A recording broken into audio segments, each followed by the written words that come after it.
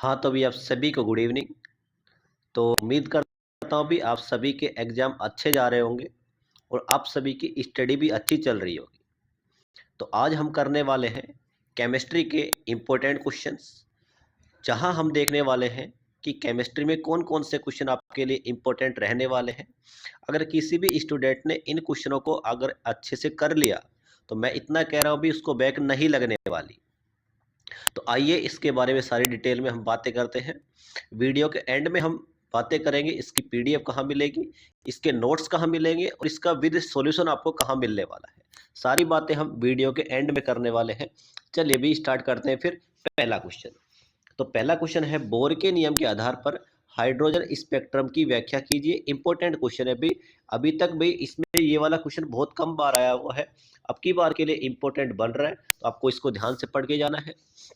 उसके बाद देखिए क्वांटम संख्या क्या होती है। देखो क्वांटम संख्या चार प्रकार की होती है। मुख्य क्वांटम संख्या, दिग्यांशी क्वांटम संख्या, चुंबकीय क्वांटम संख्या, चक्रण क्वांटम संख्या। तो आपको अच्छे से पढ़ के जाना है इनको। उसके बाद अगर हम बात करें तो आपको उसके बाद पढ़ के जाना है केमिकल बॉन्डिंग, मतलब क्या होता है, रासायनिक बंध को समझाइए। उसके बाद आपको पढ़ के जाना है आफबो सिद्धांत, जिसमें आप पढ़ते हो भी पाउली का अपवर्जन का नियम। ये सारे टॉपिक आप उसमें पढ़ते हो। पाउली का अपवर्जन का नियम, हुंड की अधिकतम बहुलकता का नियम, ऊर्जा तलों के भरने का नियम, और यहीं पे आप पढ़ोगे इलेक्ट्रॉनिक विन्यास का भरना।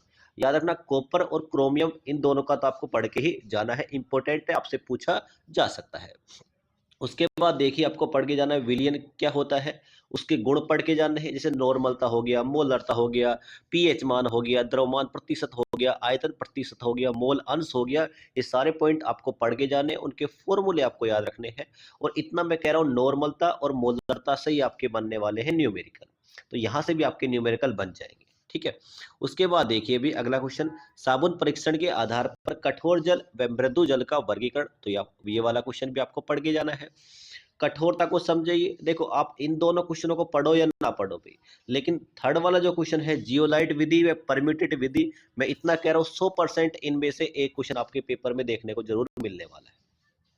तो आपको इन दोनों में से डायग्राम बना बना के इनके पढ़ के जाने हैं, जहाँ जो कि आपको आने वाले जो मैं आपको नोट्स प्रोवाइड करवाऊंगा उसमें आपको बने हुए मिलेंगे। ठीक है।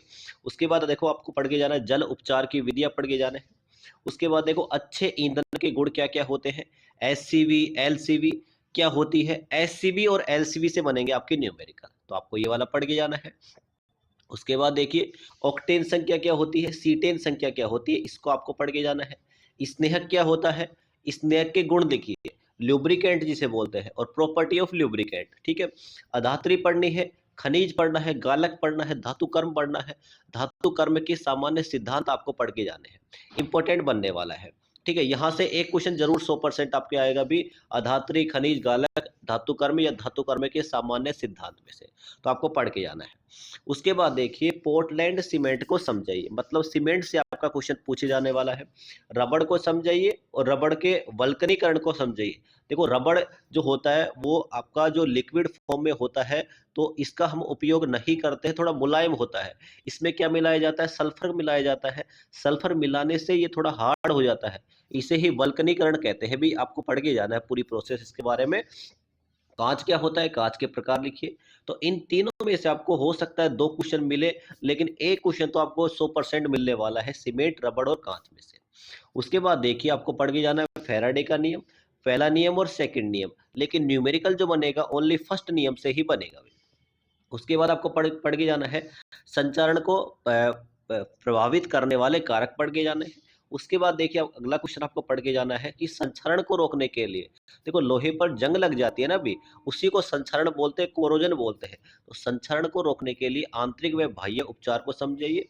लास्ट क्वेश्चन आपके पास संचरण क्या होता है वह इसके प्रकार आपको समझाने हैं। तो ये वाले मैंने आपको सभी इंपॉर्टेंट क्वेश्चन बता दिए भी।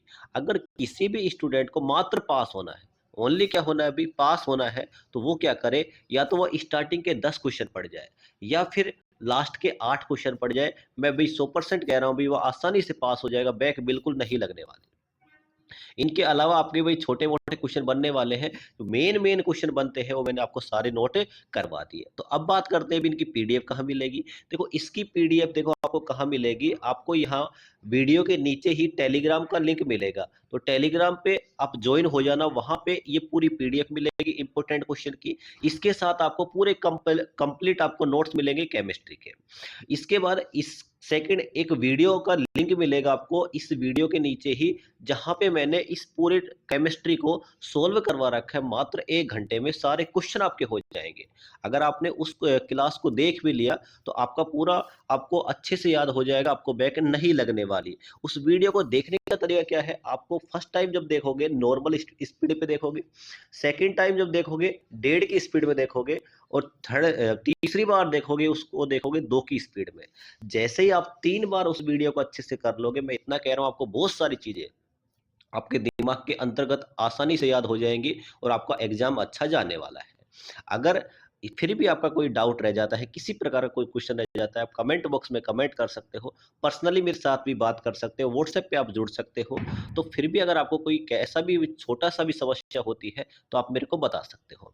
तो आने वाले समय में जैसे आपका सेकंड सेमेस्टर होगा, थर्ड सेमेस्टर होगा, आपका जैसे फिजिक्स आएगा, अभी इलेक्ट्रिकल आएगा, तो उस समय आपको नोट्स मिल जाए प्रॉपर तरीके से, आपको क्लास का नोटिफिकेशन आ जाए, तो आप सभी इस तरीके से चैनल से जुड़ सकते हैं।